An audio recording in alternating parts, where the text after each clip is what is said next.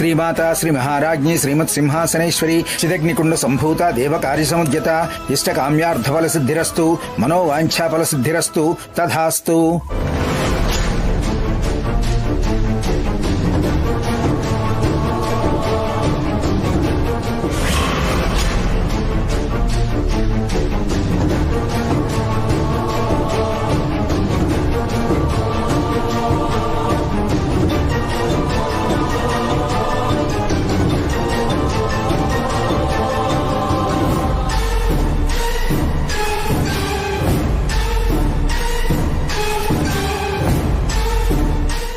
ಅಯ್ಯೋ, ಇಲ್ಲಿ ಯಾರು ಇಲ್ವಲ್ಲ, ಹೊರಟು ಹೋದ್ರು ಅನ್ಸತ್ತೆ.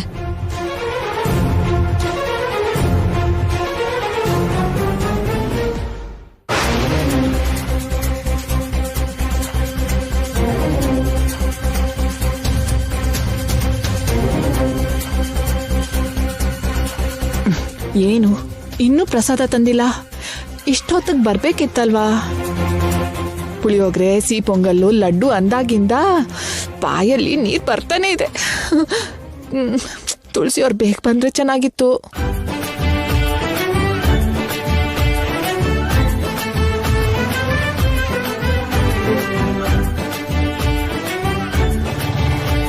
ಅದ್ಕೆ ಹಬ್ಬ ಬಂದ್ಬಿಟ್ರಾ? ನಿಮ್ಗೋಸ್ಕರನೇ ಕಾಯ್ತಾ ಇದ್ದೆ. ನಿಮ್ಗೋಸ್ಕರ ಅಂದ್ರೆ ನೀವ್ ತರೋ ಪ್ರಸಾದಕ್ಕೋಸ್ಕರ ಅಲ್ಲ, ದೇವಸ್ಥಾನದಿಂದ ಕುಂಕುಮ ತರ್ತೀರಲ್ಲ ಅದಕ್ಕೋಸ್ಕರ. ತಗೊಳ್ಳಿ ಅದಕ್ಕೆ. ಹಾ,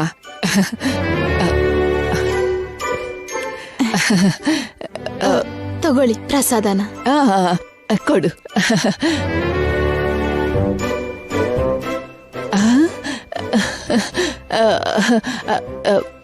ಎಷ್ಟಾಯ್ತು ಪ್ರಸಾದಕ್ಕೆ? ಪರವಾಗಿಲ್ಲ ಬಿಡಿ ಅಕ್ಕ. ಅಯ್ಯಯ್ಯೋ, ಹೀಗಂದ್ರೆ ಹೇಗೆ ನಿಖಿಲ್? ನೀವು ಕಷ್ಟಪಟ್ಟು ಸಂಪಾದನೆ ಮಾಡಿರೋ ದುಡ್ಡಲ್ವಾ? ಎಷ್ಟಾಯ್ತು ಅಂತ ಹೇಳಿ ಕೊಟ್ಬಿಡ್ತೀನಿ. ಅರ್ಥ ಆಯ್ತು. ಪ್ರಸಾದ ಕೊಟ್ಟು ದುಡ್ಡು ತಗೊಂಡ್ರೆ ಪಾಪ ಬರುತ್ತೆ ಅಂತ ಯೋಚನೆ ಮಾಡ್ತಿದ್ದೀರಲ್ಲ? ನಾನ್ ಕೂಡ ಹಾಗೆ ಯೋಚಿಸೋದು. ಯಾರಿಗಾದ್ರೂ ಪ್ರಸಾದ ಕೊಟ್ರೆ ಸುಮ್ನೆ ಕೊಟ್ಬಿಡ್ತೀನಿ ಅಷ್ಟೇ. ಪ್ರಸಾದ ಕೊಟ್ಟು ದುಡ್ಡು ತಗೊಳಲ್ಲ. ಪಾಪ ಬರುತ್ತೆ ಅಂತ ನಂಗ್ ಕೂಡ ಭಯ. ಸರಿ ಬಿಡಿ, ಪ್ರಸಾದಕ್ಕೆ ದುಡ್ಡು ತಗೊಳ್ಳಲ್ಲ ಅಂತ ಹೇಳಿದ್ಮೇಲೆ ಹುಂಡಿಗೆ ಹಾಕಿರೋ ದಕ್ಷಿಣೆ ದುಡ್ಡಾದ್ರೂ ನೀವು ಖಂಡಿತ ತಗೊಳ್ಳೇಬೇಕು. ಇಲ್ಲ ಅಂದ್ರೆ ನನಗ್ ಪುಣ್ಯ ಬರಲ್ಲ. ಸರಿ ಅಕ್ಕ, ದಕ್ಷಿಣೆ ಹಾಕಿದ ₹1 ಕೊಡಿ. ₹1 ಚಿಲ್ಡ್ರೆ ಇಲ್ಲ ನಿಖಿಲ್, ಬಾಡಿಗೆಯಲ್ಲಿ ಕಟ್ ಮಾಡ್ಕೋತೀನಿ. ಸರಿ ಅದಕ್ಕೆ ಬನ್ನಿ. ನಡಿ. ತುಳಸಿ, ಒಂದ್ ನಿಮಿಷ. ದೇವ್ರ ಪ್ರಸಾದನಮ್ಮ, ತಗೊಂಡೋಗು.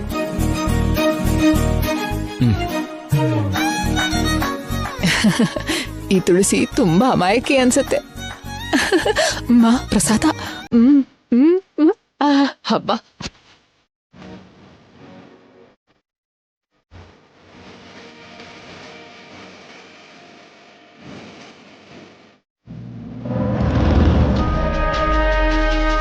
ಹೌದು, ಈ ಅಮಾಯಕಿ ಫೋನಲ್ಲಿ ಏನಿದೆ ಅಂತ ಆ ಐಶ್ವರ್ಯ ಅಷ್ಟು ದುಡ್ಡು ಕೊಟ್ಲು ನನ್ಗೆ? ಖಂಡಿತವಾಗ್ಲೂ ಈ ತುಳಸಿ ಮತ್ತೆ ಐಶ್ವರ್ಯ ಮಧ್ಯ ಏನೋ ರಹಸ್ಯ ಇದ್ದೇ ಇರತ್ತೆ.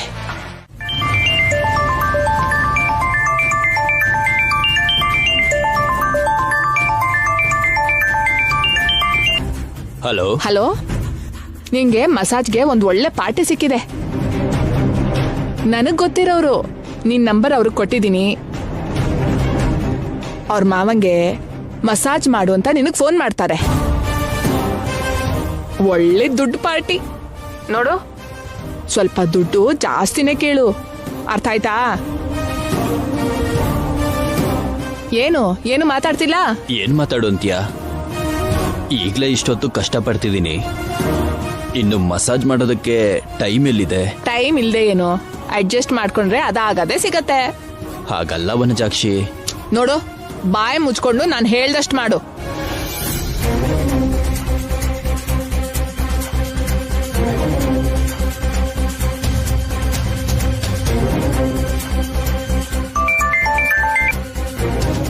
ಹಲೋ.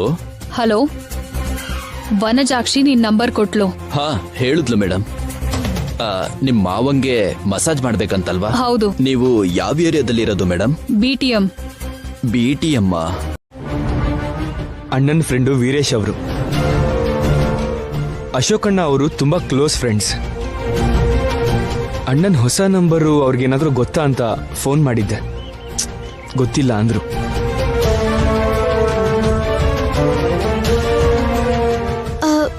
ಭಾವನ್ ಫ್ರೆಂಡ್ಸ್ ಬೇರೆ ಯಾರಾದ್ರೂ ನಿಮಗ್ ಗೊತ್ತಾ? ಅವ್ರ ಹತ್ರ ಒಂದ್ಸಲ ಫೋನ್ ಮಾಡಿ ಕೇಳಿ. ಗೊತ್ತಿರೋ ಎಲ್ಲರಿಗೂ ಫೋನ್ ಮಾಡಿದ್ದೀನಿ, ಯಾರಿಗೂ ಹೊಸ ನಂಬರ್ ಗೊತ್ತಿಲ್ವಂತೆ. ರೀ, ಬ್ಯಾಂಕ್ಗೆ ಹೋಗಿ ಎನ್ಕ್ವೈರಿ ಮಾಡಿದ್ರೆ ಹೊಸ ಅಡ್ರೆಸ್ ಸಿಗತ್ತೇನೋ. ಇನ್ನೂ ಅಡ್ರೆಸ್ ಚೇಂಜ್ ಮಾಡಿಲ್ವಂತೆ, ಹೋಗಿ ತಿಳ್ಕೊಂಬಂದೆ. ಹೋಗ್ಲಿ, ಮನೆ ಕೆಲ್ಸದವ್ರಿಗೆ ಫೋನ್ ಮಾಡಿದ್ರೆ ಹೊಸ ಅಡ್ರೆಸ್ ಸಿಗತ್ತೇನೋ. ಆ ಪ್ರಯತ್ನನೂ ಮಾಡಿದೆ ಶ್ಯಾಮ, ಉಪಯೋಗ ಆಗ್ಲಿಲ್ಲ.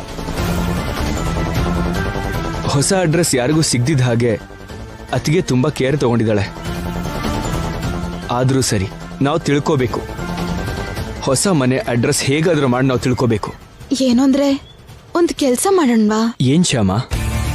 ಐಶ್ವರ್ಯ ಅಕ್ಕ ದಿನ ಫ್ಯಾಕ್ಟ್ರಿಗೆ ಬರ್ತಾಳಲ್ಲ, ಸಂಜೆ ಅಕ್ಕ ಫ್ಯಾಕ್ಟ್ರಿಯಿಂದ ಹೊರಡೋ ಟೈಮ್ಗೆ ಮಾರು ವೇಷದಲ್ಲಿ ಅಲ್ಲೇ ವೇಟ್ ಮಾಡಿ ಅಕ್ಕನ್ನ ಫಾಲೋ ಮಾಡಿದ್ರೆ ಹೊಸ ಮನೆ ಅಡ್ರೆಸ್ ತಿಳ್ಕೋಬಹುದು. ಗುಡ್ ಐಡಿಯಾ ಶ್ಯಾಮ, ನಾಳೆನೆ ಆ ಕೆಲಸ ಮಾಡ್ತೀನಿ. ಆ ಹೊಸ ಮನೆ ಅಡ್ರೆಸ್ ತಿಳ್ಕೋತೀನಿ. Thank you Shyama, thank you very much. ಒಳ್ಳೆ ಐಡಿಯಾ ಕೊಟ್ಟೆ. ನನ್ಗಲ್ಲ ರೀ, ಈ ತರದ ಆಲೋಚನೆ ನನಗ್ ಬರೋ ಹಾಗೆ ಮಾಡಿದ್ದಕ್ಕೆ ಕೃಷ್ಣನ್ಗೆ ಥ್ಯಾಂಕ್ಸ್ ಹೇಳ್ಬೇಕು.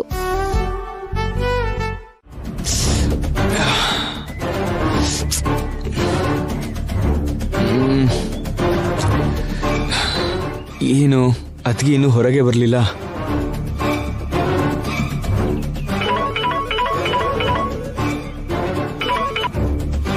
ಹಲೋ ಶ್ಯಾಮ. ಹಲೋ ರೀ, ಐಶ್ವರ್ಯ ಅಕ್ಕನ್ನ ಫಾಲೋ ಮಾಡ್ತಿದ್ದೀರಾ? ಫ್ಯಾಕ್ಟ್ರಿ ಮುಂದೆ ವೇಟ್ ಮಾಡ್ತಾ ಇದ್ದೀನಿ ಶ್ಯಾಮ, ಅದ್ಗೆ ಇನ್ನೂ ಹೊರಗೆ ಬಂದಿಲ್ಲ. ಅವಳು ಬರ್ತಿದ್ದ ಹಾಗೇನೆ ಫಾಲೋ ಮಾಡ್ತೀನಿ. ಅವಳು ನಿಮ್ಮನ್ನ ಗುರ್ತು ಹಿಡಿದಿರೋ ಹಾಗೆ ನೋಡ್ಕೊಳ್ಳಿ. ಸರಿ ಶ್ಯಾಮ. ಯಾವ್ದಕ್ಕೂ ಒಳ್ಳೇದು. ಗೇಟಿಂದ ಸ್ವಲ್ಪ ದೂರನೇ ಇರಿ. ಗೇಟಿಂದ ನಾನು ದೂರನೇ ಇದ್ದೀನಿ ಶ್ಯಾಮ.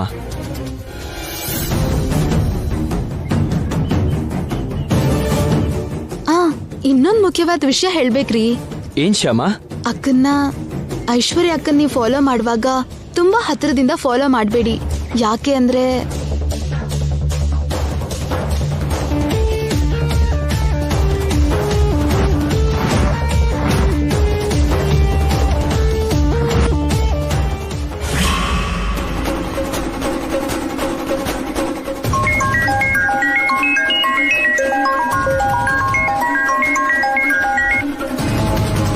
ಹಲೋ. ಅವ್ರು ನೋಡಿದ್ಯಾ? ನೋಡಿ ಮಾತಾಡ್ದೆ. ಎಷ್ಟಕ್ ಮಾತಾಡ್ದೆ? ನೀನ್ ಹೇಳಿದ ರೇಟಿಗೆ ಮಾತಾಡ್ದೆ. ಸರಿನಾ? ಸರಿ, ಮಾತಾಡಿದ್ಯಲ್ಲ, ಹಾಗಾದ್ರೆ ಪರವಾಗಿಲ್ಲ. ಏನ್ ಪರವಾಗಿಲ್ಲ? ದಿನ ಅಲ್ಲಿವರೆಗೂ ಹೋಗಿ ಬರ್ಬೇಕಂದ್ರೆ ನನಗೆ ಎಷ್ಟು ಕಷ್ಟ. ಈ ವಯಸ್ಸಲ್ಲಿ ಕಷ್ಟ ಪಡದೆ ಇದ್ರೆ ಇನ್ಯಾವಾಗ ಕಷ್ಟ ಪಡೋದು? ಮುದ್ಕ ಆದ್ಮೇಲೆ ಕಷ್ಟ ಪಡೋದಾ?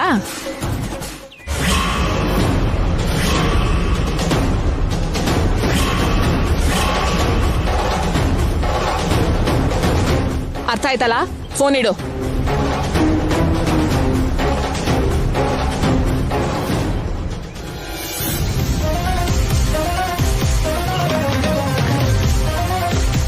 ಸರಿ ಬಿಡಿ ಶ್ಯಾಮ, ನಾನು ಹುಷಾರಲ್ಲಿ ನಾನು ಇರ್ತೀನಿ. ಆಯ್ತ್ರಿ, ಹುಷಾರು. ಸರಿ.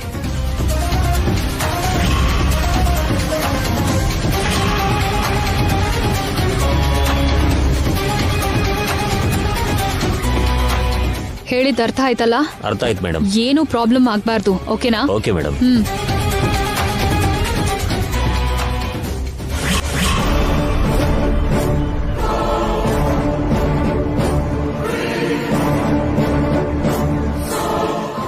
ಆ ಬೈಕ್ ಮೇಲಿರೋ ವ್ಯಕ್ತಿ ನೋಡಕ್ಕೆ ಅಖಿಲ್ ತರ ಕಾಣ್ತಾನೆ. ಶೂರ್, ತಗೋ ಮಾತಾಡು. ಹಲೋ ಸರ್, 2 minutes ಅಲ್ಲಿ ನಮ್ಮ ವೆಹಿಕಲ್ ಅಲ್ಲಿಗೆ ಬರುತ್ತೆ. ಆ ಪ್ಯಾಸೆಂಜರ್ನ ಆ ವೆಹಿಕಲ್ ಅಲ್ಲಿ ಹಚ್ಚಿ ಕಳಿಸಿದ್ಮೇಲೆ ನೀನ್ ಇಮ್ಮಿಡಿಯೇಟ್ಲಿ ನಮ್ಮ ಮೆಕ್ಯಾನಿಕ್ಗೆ ಫೋನ್ ಮಾಡಿ ಆ ಕಾರ್ನ ರಿಪೇರ್ ಮಾಡಿಸು. Okay sir. ರಿಪೇರ್ ಆಗೋದು ಲೇಟ್ ಆಯ್ತು ಅಂದ್ರೆ ತಕ್ಷಣ ವಿಷಯನ ಕಾರ್ ಓನರಿಗೆ ಫೋನ್ ಮಾಡಿ ತಿಳಿಸು. ಆಯ್ತು ಸರ್. ಸಿಚುಯೇಷನ್ ಅವಾಗವಾಗ ನನಗ್ ಕೂಡ ಇನ್ಫಾರ್ಮ್ ಮಾಡ್ತಾ ಇರು. ಸರಿ ಸರ್. ರಿಪೇರಿ ಆಗೋದು ತುಂಬಾ ಲೇಟ್ ಆಗ್ತಿದ್ರೆ ಆ ಕಾರ್ ಓನರ್ ಡ್ಯೂಟಿ ಮುಗಿಯೋ ಟೈಮ್ಗೆ ಅವ್ರಿರೋ ಕಡೆ ನಮ್ಮ ವೆಹಿಕಲ್ ಒಂದನ್ನ ಕಳಿಸ್ತೀನಿ. ಅದರಲ್ಲಿ ಅವರು ಮನೆಗೆ ಹೋಗ್ಬೋದು. Okay? Okay sir. Okay, bye. Bye sir. ನಿಮ್ಮ ಓನರು ತುಂಬಾ ಒಳ್ಳೆ ವ್ಯಕ್ತಿ ಅನ್ಸುತ್ತೆ. ಏನು ತೊಂದರೆ ಆಗ್ದಿರೋ ತರ ನೋಡ್ಕೋತಾರೆ. ಹೌದು ಸರ್. ಲಕ್ಕಿಲಿ ಆ ಏರಿಯಾದಲ್ಲಿ ನಮ್ಮ ವೆಹಿಕಲ್ ಇದ್ದಿದ್ರಿಂದ ಪ್ಯಾಸೆಂಜರ್ಗೆ ಯಾವ ತೊಂದರೆನೂ ಆಗ್ಲಿಲ್ಲ. ಎಲ್ಲ ಆ ಕೃಷ್ಣನ್ ದಯೆ.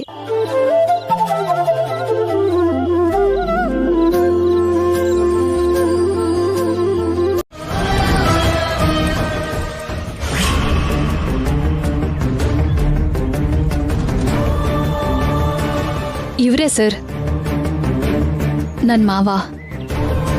ತುಂಬಾ ದಿನದಿಂದ ಹೀಗೆ ಮಂಚ ಹಿಡ್ದಿದ್ದಾರೆ ಪಾಪ. ನಿಮ್ ಟ್ರೀಟ್ಮೆಂಟ್ ಇವ್ರಿಗೆ ಗುಣ ಆಗೋ ಹಾಗೆ ಮಾಡ್ಬೇಕು. ಸರಿ ಮೇಡಮ್. ನೀವಿನ್ನು ಟ್ರೀಟ್ಮೆಂಟ್ ಶುರು ಮಾಡಿ. Okay madam. ಬನ್ನಿ ಅತ್ತೆ.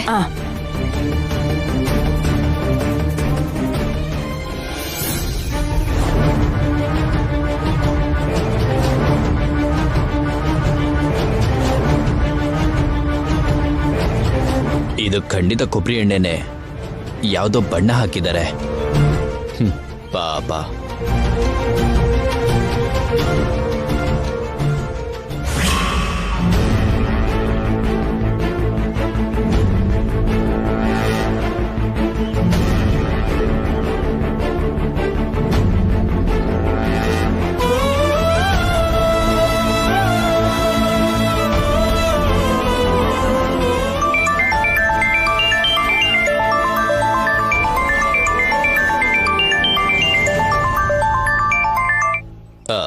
ಹಲೋ, ಹೇಳಮ್ಮ. ಕೆಲ್ಸದಲ್ಲಿದ್ದೀರಾ ಅಣ್ಣ? ಹೌದಮ್ಮ, ಮಸಾಜ್ ಮಾಡ್ತಿದ್ದೆ. ಏನಾದ್ರೂ ಅರ್ಜೆಂಟಾಗಿ ಮಾತಾಡ್ಬೇಕಿತ್ತೇನಮ್ಮ? ಏನಿಲ್ಲ ಅಣ್ಣ, ಅಂತ ಅರ್ಜೆಂಟ್ ವಿಷಯ ಏನಿಲ್ಲ ಅಣ್ಣ. ಹಾಗಾದ್ರೆ ಮನೆಗ್ ಬಂದ್ಮೇಲೆ ಮಾತಾಡೋಣ. ಸರಿ ಅಣ್ಣ, ಇಡ್ತೀನಿ. ಸರಿನಮ್ಮ, ಇಡ್ತೀನಿ. ಯಾರ್ ಫೋನು? ನನ್ ತಂಗಿ ಮೇಡಮ್. ನಿನ್ ತಂಗಿ ಅಂದ್ರೆ ಅವತ್ ನನ್ನ ಹತ್ರ ಕಾನ್ಫರೆನ್ಸ್ ಕಾಲಲ್ಲಿ ಮಾತಾಡಿದ್ದಲ್ಲ ಆ ತಂಗಿನಾ? ಹೌದು ಮೇಡಮ್. ಆವತ್ತು ಅವಳ ಹತ್ರ ಮಾತಾಡ್ದಾಗ ಅವಳ ಧ್ವನಿ ಎಲ್ಲೋ ಕೇಳ್ದಾಗಿತ್ತು. ನೀವು ಕೇಳಿರೋದಕ್ ಸಾಧ್ಯನೇ ಇಲ್ಲಮ್ಮ. ಅವ್ರು ತುಮಕೂರಿಂದ ಹೊಸದಾಗಿ ಊರಿಗೆ ಬಂದವರು. ಓಕೆ, ಅವಳು ಯಾರು ಅಂತ ನನ್ಗ್ಯಾಕೆ, ಎಲ್ಲಿಂದ ಬಂದ್ಲು ಅಂತ ನನ್ಗ್ಯಾಕೆ? ನೀನು ನಮ್ಮನೇಲಿ ನಮ್ಮ ಮಾವಂಗೆ ಮಸಾಜ್ ಮಾಡ್ತಿರೋ ವಿಷಯ ಮಾತ್ರ ಯಾರಿಗೂ ಗೊತ್ತಾಗ್ಬಾರ್ದು. ಆಗ್ಲಿ ಮೇಡಮ್. ಮತ್ತೆ ಇನ್ನೊಂದು ವಿಷಯ ಹೇಳಿ. ನನ್ ಅತ್ತೆ ಅಥವಾ ನನ್ನ ಅಕ್ಕ ನಿನ್ ಹತ್ರ ಇರೋ ಆಯಿಲ್ ಇಂದ ಮಸಾಜ್ ಮಾಡು ಅಂತ ಹೇಳಿದ್ರು, ನೀನು ಅದರಿಂದ ಮಾಡಬಾರ್ದು. ಆಗ್ಲಿ. ನಾನ್ ಕೊಟ್ಟಿರೋ ಈ ಆಯಿಲ್ ಇಂದಾನೇ ಮಾಡು. ಸರಿ ಮೇಡಮ್. ನಿನ್ ಹತ್ರ ಇರೋ ಆಯಿಲ್ಗಿಂತ ನಾನ್ ಕೊಟ್ಟಿರೋ ಆಯಿಲ್ ಒಳ್ಳೇದು ಅಂತ ಎಲ್ಲಾರ್ಗೂ ನೀನೇ ಹೇಳ್ಬೇಕು. ಆಗ್ಲಿ, ಹೇಳ್ತೀನಿ. ನಾನ್ ಹೇಳ್ದ ಹಾಗೆ ಮಾಡ್ದೆ ಅನ್ಕೋ, ನಿನಗೆ ಬೇಕಾದಷ್ಟು ಹಣ ಕೊಡ್ತೀನಿ. ತುಂಬಾ ಒಳ್ಳೆ ಕೆಲಸ ಮಾಡಿದೆ ಐಶ್ವರ್ಯ. ನಮ್ಮ ಕಂಪ್ನಿ ಹೆಸರು ಬದಲಾಯಿಸಿ, ಮನೆ ಬದಲಾಯಿಸಿ ತುಂಬಾ ಒಳ್ಳೆ ಕೆಲಸ ಮಾಡಿದೆ. ಸಮಯಕ್ಕೆ ನಾನು ಅರುಣ್ ಊರಲ್ಲಿಲ್ಲದೆ ಇದ್ರೂ ಕೂಡ ನೀನೊಬ್ಳೆ ತುಂಬಾ ಕಷ್ಟಪಟ್ಟು ಈ ಕೆಲಸ ಎಲ್ಲ ಪೂರ್ತಿ ಮಾಡಿದೆ. ಅದೇನ್ ಬಾವ ಹಾಗಂತೀರಾ? ಇದು ಕಷ್ಟ ಹೇಗಾಗುತ್ತೆ? ಇದು ನನ್ ಕರ್ತವ್ಯ. ಆನಂದ್ ಗಜಪತಿ ವರ್ಮಾ ಸೊಸೆ ಆಗಿ ಇದು ನನ್ ಜವಾಬ್ದಾರಿ. ಅಷ್ಟಕ್ಕೂ ಕೋಲ್ಕತ್ತಾ ಪ್ರಾಬ್ಲಮ್ ಸಾಲ್ವ್ ಆಯ್ತಲ್ವಾ ಭಾವ? ಈಗ ಸದ್ಯಕ್ಕೆ ಸಾಲ್ವ್ ಆಯ್ತು ಐಶ್ವರ್ಯ. ಹೌದೌದು, ಆ ಪ್ರಾಬ್ಲಮ್ನ ಕ್ರಿಯೇಟ್ ಮಾಡಿದ್ದು ನಾನೇ, ಸಾಲ್ವ್ ಮಾಡಿಸಿದ್ದು ನಾನೇ. ನೀವೇ ಏನೋ ಸಾಲ್ವ್ ಮಾಡಿರೋ ಹಾಗೆ ತುಂಬಾ ಫೀಲ್ ಆಗ್ತಿದ್ದೀರಲ್ಲ. ಎರಡೂ ಪಾರ್ಟಿನ ಕೂರಿಸಿ ಅವ್ರ ಹತ್ರ ಮಾತಾಡಿ ಕಾಂಪ್ರಮೈಸ್ ಮಾಡಿ ಬಂದೆ. ಒಟ್ನಲ್ಲಿ ಹೋಗಿರೋ ಕೆಲ್ಸ ಪೂರ್ತಿ ಮಾಡ್ಕೊಂಡ್ ಬಂದ್ರಲ್ಲ ಭಾವ. You are great. ಇಷ್ಟು ದಿನದಲ್ಲಿ ಅಲ್ಲಿ ಹೋಟೆಲ್ ಫುಡ್ ಸೇರ್ದೇನೆ ನೀವು ಸರಿಯಾಗಿ ತಿಂದಿರಲ್ಲ. ಹೋಗಿ ಫ್ರೆಶ್ ಆಗಿ ಬನ್ನಿ, ಊಟ ಮಾಡೋಣ. ಸರಿ ಹೇಳಮ್ಮ.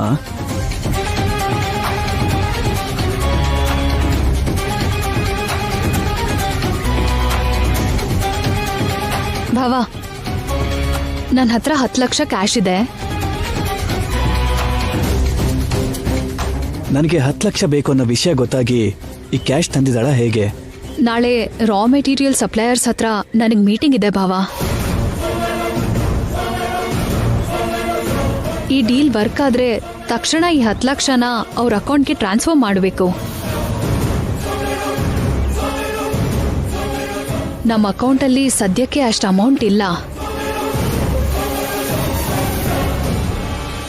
ಅದಕ್ಕೆ ನನ್ನ ಫ್ರೆಂಡ್ ಹತ್ರ ಈ 10 ಲಕ್ಷನ ಹ್ಯಾಂಡ್ ಲೋನ್ ತಂದಿದ್ದೀನಿ.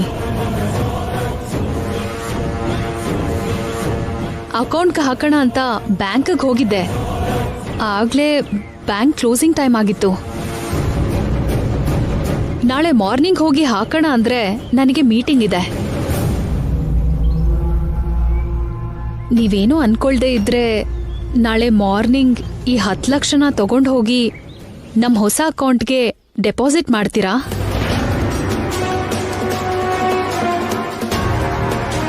ಆಕ್ಚುಲಿ ಈ ಕೆಲಸ ನಿಮ್ಗೆ ಹೇಳಬಾರ್ದು. ಆಫೀಸಲ್ಲಿ ಯಾರೋ ಒಬ್ಬರನ್ನ ಕಳಿಸಿ ಕ್ಯಾಶ್ ಡಿಪಾಸಿಟ್ ಮಾಡಿ ಅನ್ಬಹುದು. ಆದ್ರೆ 10 ಲಕ್ಷ ಅಂದ್ರೆ ದೊಡ್ಡ ಅಮೌಂಟ್ ಅಲ್ವಾ ಭಾವ? ಅಷ್ಟು ದೊಡ್ಡ ಅಮೌಂಟ್ ಅವ್ರ ಕೈಯಲ್ಲಿಟ್ರೆ ಅವರಿಗೆ ದುರ್ಬುದ್ಧಿ ಬರ್ಬೋದೇನೋ ಅನ್ನೋದು ನನಗೆ ಭಯ. ಅದಕ್ಕೆ ಈ ಕೆಲಸನ ನಿಮಗೆ ಹೇಳ್ತಾ ಇದ್ದೀನಿ. ಏನು ಅನ್ಕೋಬೇಡಿ. ಪರವಾಗಿಲ್ಲಮ್ಮ, ತಪ್ಪೇನಿದೆ. ನಾಳೆ ಬೆಳಿಗ್ಗೆನೆ ಹೋಗಿ ಡೆಪಾಸಿಟ್ ಮಾಡ್ತೀನಿ.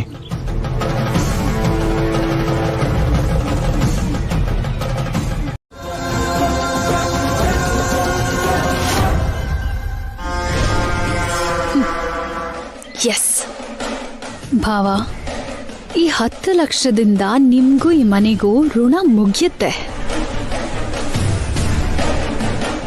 ನಿಮ್ಮನ್ನು ಕೂಡ ಈ ಮನೆಯಿಂದ ಹೊರಗಡೆ ಕಳಿಸ್ಬಿಟ್ರೆ ಈ ಮನೆಯಲ್ಲಿ ನನ್ನ ಕೇಳೋರೇ ಇರಲ್ಲ. ಆ ಮುದ್ಕ ಹೇಗೂ ಮಂಚ ಹಿಡ್ದಿದ್ದಾನೆ. ಮುದ್ಕಿ ನಾನು ಹೇಳೋ ಮಾತನ್ನ ನಂಬ್ತಾನೆ ಇರ್ತಾಳೆ. ನಾಳೆಯಿಂದ ಈ ಸಾಮ್ರಾಜ್ಯಕ್ಕೆ ನಾನೇ ಮುಕ್ಕುಟ ಇಲ್ದಿರೋ ಮಹಾರಾಣಿ.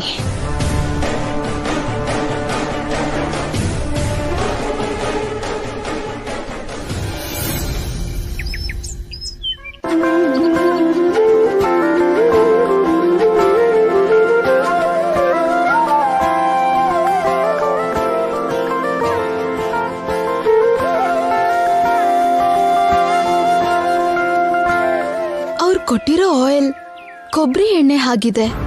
ಔಷಧಿ ಅಲ್ಲ ಅಂತ ಅಣ್ಣ ಹೇಳ್ತಿದ್ದಾರೆ. ಆ ಔಷಧಿ ಬಗ್ಗೆ, ಅದ್ರ ಸ್ಮೆಲ್ ಬಗ್ಗೆ ಅಣ್ಣಂಗೆ ಚೆನ್ನಾಗಿ ಗೊತ್ತಿರೋದ್ರಿಂದ ಖಂಡಿತ ಅದು ಕೊಬ್ಬರಿ ಎಣ್ಣೆನೇ ಆಗಿರುತ್ತೆ. ಒಳ್ಳೆ ಆಯಿಲಿಂದ ಮಸಾಜ್ ಮಾಡ್ತೀನಿ ಅಂದ್ರೆ ಬೇಡ ಅಂದು ಕೊಬ್ಬರಿ ಎಣ್ಣೆಯಿಂದಾನೇ ಮಸಾಜ್ ಮಾಡು ಅಂತ ಹೇಳ್ತಿದ್ದಾರೆ ಅಂದ್ರೆ ಐಶ್ವರ್ಯ ಅಕ್ಕ ಇರ್ಬೋದಾ? ಆ ಪೇಷಂಟ್ ಮಾವನೇ ಇರ್ಬೋದಾ?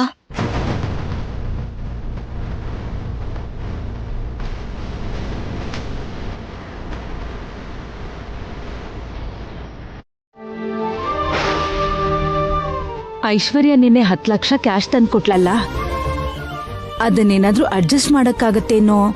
ಐಶ್ವರ್ಯನ ಒಂದ್ ಮಾತು ಕೇಳು. ಅದು ಹೇಗಾಗತ್ತೆ ಮಮ್ಮಿ? ಆ ದುಡ್ಡನ್ನ ರಾ ಮೆಟೀರಿಯಲ್ ಸಪ್ಲೈ ಮಾಡೋರ್ಗೆ ಕೊಡ್ಬೇಕು ಅಂತ ಹೇಳಿದ್ಲಲ್ಲ. ಅಂದ್ರೆ ಅವರಿಗೆ ಸ್ವಲ್ಪ ಲೇಟಾಗಿ ಕೊಡಕ್ಕಾಗತ್ತೇನೋ ಕೇಳು ಅಂತ ಅಂದೆ. ಏನಿಲ್ಲ, ಅಷ್ಟರಲ್ಲಿ ಯಾವುದೋ ರೀತಿಲಿ ಆ 10 ಲಕ್ಷ ನಾವು ಅಡ್ಜಸ್ಟ್ ಮಾಡಬಹುದಲ್ವಾ? ಆದ್ರೆ ಅದನ್ನ ಐಶ್ವರ್ಯ ಹತ್ರ ಕೇಳೋದು ಚೆನ್ನಾಗಿಲ್ಲ ಅಂತೀರಿ ಅಲ್ವಾ ಭಾವ?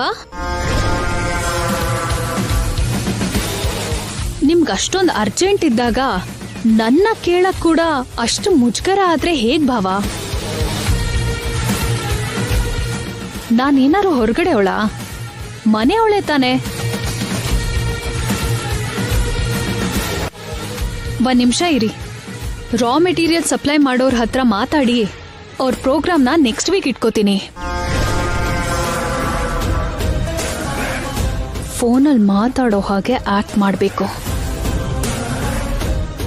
ಹಲೋ ಕುಮಾರ್ ಅವರೇ, ನಮ್ ಮೀಟಿಂಗ್ ನೆಕ್ಸ್ಟ್ ವೀಕ್ಗೆ ಪೋಸ್ಟ್ಪೋನ್ ಮಾಡ್ಬೋದಾ? ಹೌದಾ? ಆಗಲ್ವಾ?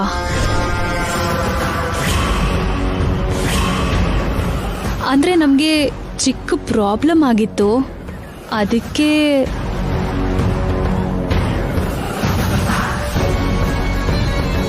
ಓಕೆ ಓಕೆ, ಸರಿ ಬಿಡಿ. ಆದ್ರೂ ನಿಮ್ ಪ್ರಾಬ್ಲಮ್ಸ್ ನಿಮ್ಗೂ ಇರುತ್ತಲ್ಲ, ನೋ ಪ್ರಾಬ್ಲಮ್. ಇಡ್ತೀನಿ.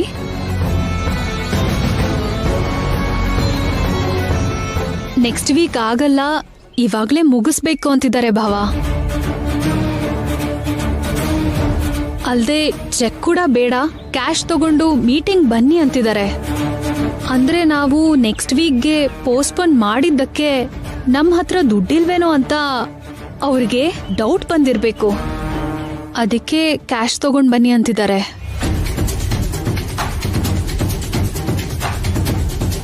ನೋ ಪ್ರಾಬ್ಲಮ್ ಐಶ್ವರ್ಯ, ಕ್ಯಾಶ್ ತಗೊಂಡೋಗಿ ಅವ್ರಿಗೆ ಕೊಟ್ಟು ನೀನ್ ಅಗ್ರಿಮೆಂಟ್ ಮುಗಿಸು. ನಾನು ಬೇರೆಯವ್ರ ಹತ್ರ ಏರ್ಪಾಡು ಮಾಡ್ಕೋತೀನಿ ಬಿಡು. ಸಾರಿ ಭಾವ, ಏನ್ ಅನ್ಕೋಬೇಡಿ. ಅಯ್ಯೋ, ನೀನ್ ಯಾಕಮ್ಮ ಸಾರಿ ಕೇಳ್ತೀಯ? ನಿನ್ ಪ್ರಯತ್ನ ನೀನ್ ಮಾಡಿದ್ಯಲ್ಲ. ಥ್ಯಾಂಕ್ ಯು ಭಾವ, ನನ್ನ ಅರ್ಥ ಮಾಡ್ಕೊಂಡಿದ್ದಕ್ಕೆ. ಆ 10 ಲಕ್ಷ ತಂದ್ಕೊಡ್ತೀರಾ? ನಾನು ಆಫೀಸ್ಗೆ ಹೊರಡ್ತೀನಿ. ಸರಿನಮ್ಮ.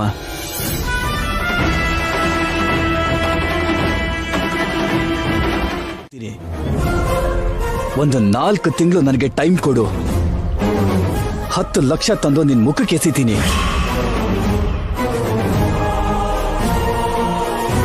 ಅಲ್ಲಿವರೆಗೂ ಏನಾದ್ರೂ ಮಾತಾಡಿದ್ರೆ. ಅಶೋಕ್,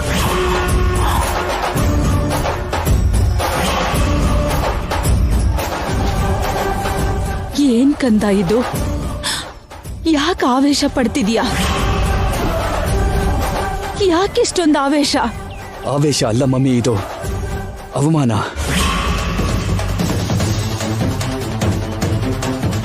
ಈ ಮನೆ ದೊಡ್ಡ ಮಗಾಗಿ ನನಗಾಗಿರೋ ಅವಮಾನ. ಈ ಮನೆ ದೊಡ್ಡ ಸೊಸೆ ಆಗಿ ನನ್ನ ಹೆಂಡತಿಗಾಗಿರೋ ಅವಮಾನ.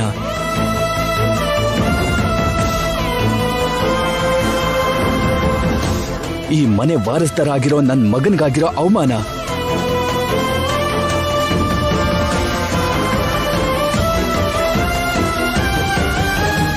ತಾಯಿನೇ ಅನುಮಾನ ಪಟ್ಟಿರೋ ಮಗ ಆಗಿ ನಾನು ಈ ಮನೇಲಿರಲ್ಲ.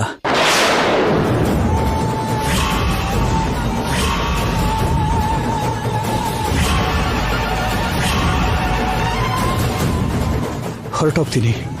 ನಾನು ನನ್ನ ಹೆಂಡತಿ ಮಕ್ಕಳನ್ನ ಕರ್ಕೊಂಡು ಈ ಮನೆಯಿಂದ ಹೊರಟೋಗ್ತೀನಿ.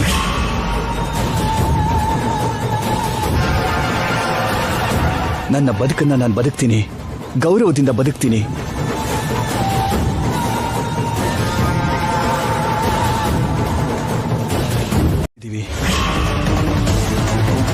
ಈ ಮನೆ ಬಿಟ್ಟು ಹೊರಟೋಗ್ತಿದ್ದೀವಿ. ಈ ಮನೆ ದೊಡ್ಡ ಮಗ ಆಗಿ ನನಗೆ ಸಿಗಬೇಕಾದ ಗೌರವ ಸಿಕ್ಕಾಗ್ಲೇ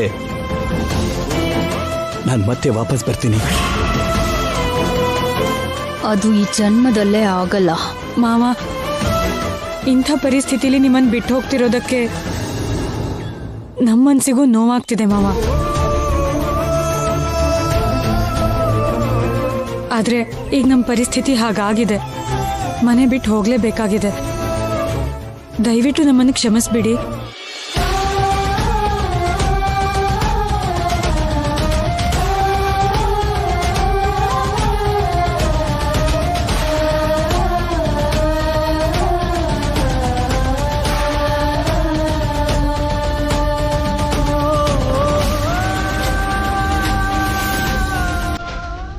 ಮಾವ, ನಿಮ್ ದೊಡ್ಡ ಮಗ ಮತ್ತೆ ದೊಡ್ಡ ಸೊಸೆ ಕೂಡ ಔಟ್.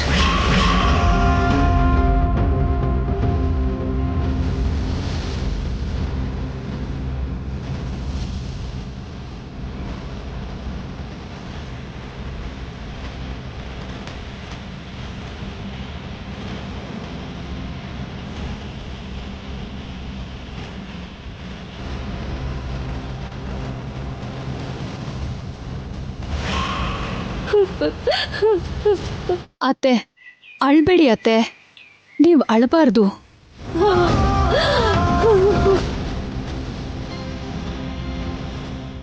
ಭಾವಂಗ್ 10 ಲಕ್ಷ ಅಗತ್ಯ ಇದೆ ಅಂತ ಗೊತ್ತಿದ ತಕ್ಷಣನೇ ನಾನು ಆ ಮೀಟಿಂಗ್ನ ಪೋಸ್ಟ್ಪೋನ್ ಮಾಡಿ ನಾನು ಆ ದುಡ್ಡನ್ನ ಭಾವಂಗ್ ಕೊಡೋಣ ಅನ್ಕೊಂಡೆ. ಆದ್ರೆ ಆಗ್ಲೇ ಇಲ್ಲ.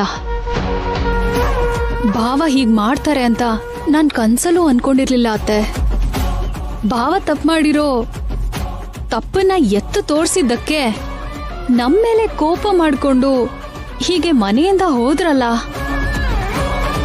ಅತ್ತೆ. ನಡೆದಿದ್ರಲ್ಲಿ ನನ್ ತಪ್ಪೇನಿಲ್ಲ ಅಲ್ವಾ ಅತ್ತೆ?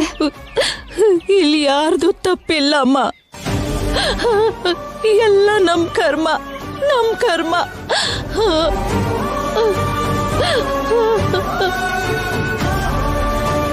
ಅತ್ತೆ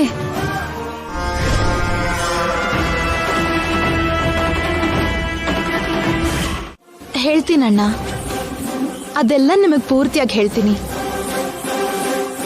ಅದ್ ಸರಿ, ಅವರು ಅದೇ ನೀವು ನ್ಯಾಚುರಲ್ ಟ್ರೀಟ್ಮೆಂಟ್ ಕೊಡ್ತೀರಲ್ವಾ, ಅವ್ರು ಹೇಗಿರ್ತಾರೆ? ಅಂದ್ರೆ ತೆಳ್ಳಗಿರ್ತಾರ, ಬೆಳ್ಳಗಿರ್ತಾರ,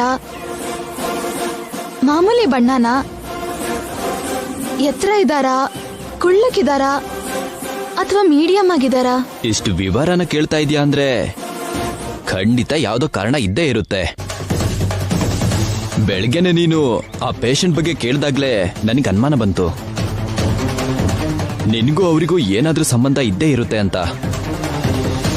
ಯಾವುದಕ್ಕೂ ಒಳ್ಳೇದಂತ ಆ ಮನೆಯವರು ಯಾರು ನೋಡದೇ ಇದ್ದ ಹಾಗೆ ಅವ್ರ ಫೋಟೋ ತಗೊಂಬಂದಿದ್ದೀನಿ.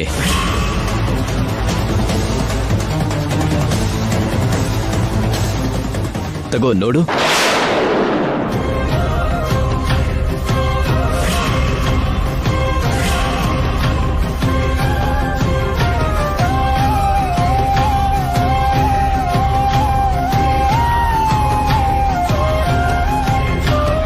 ಇವರಿಗೋಸ್ಕರನಾ ನೀನ್ ಅಷ್ಟೆಲ್ಲ ವಿವರ ಕೇಳಿದ್ದು?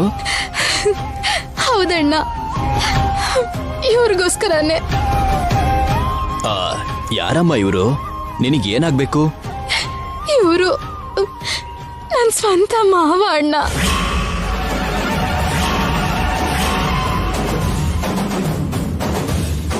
ಮಾವನವ್ರ ಅಂದ್ರೆ ನನ್ ಗಂಡನ್ ತಂದೆ ಇವರು. ಅಷ್ಟು ದೊಡ್ಡ ಮನೆಗೆ ಸೇರಿದವ್ರ ನೀವು? ಹೌದಣ್ಣ. ಹಾಗಿರೋ ನೀವು ಹೀಗ್ ನಮ್ಮನೇಲಿ ಬಾಡ್ಗೆಗಿರೋದು ಯಾಕಮ್ಮ? ಹೇಳ್ತೀನಣ್ಣ, ನಿಮ್ಗೆಲ್ಲ ವಿವರವಾಗಿ ಹೇಳ್ತೀನಿ.